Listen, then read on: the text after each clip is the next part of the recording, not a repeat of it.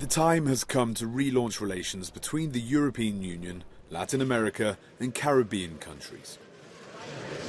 After 8 years without any high-level summits, more than 50 leaders from both sides of the Atlantic gather in Brussels for 2 days.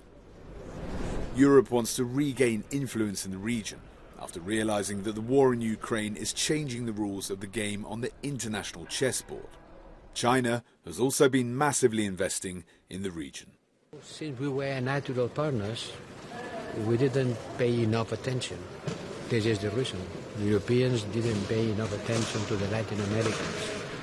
And now we have to react and taking into account the new geopolitical scenario with the emergence of China and the new role of Russia, we have to express and to show not only concern, but engagement. But beyond trade, several debates have opened up on the final wording of a statement from all sides on the outcome of the summit. Latin American countries would like to see some kind of reference to the colonial past, as well as reparations for the transatlantic slave trade. I'm very hopeful that we will see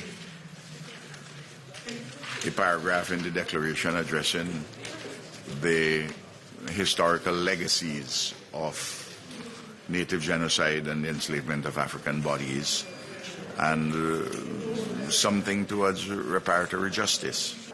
There's also controversy over how to refer to the war in Ukraine. There's different views on both sides of the Atlantic, but also among Latin American countries. We want on both sides an ambitious text, and that's why there are some discussions still ongoing on the draft communiqué. On Ukraine, one thing is clear. A vast majority of the Latin American countries decided to condemn Russia, and this was translated in several votes in the General Assembly of the United Nations. During the United Nations vote, there were those that condemned the invasion, those that kept a more neutral stance, and those who aligned with Russia. Finding a common language that includes all these views will likely prove difficult.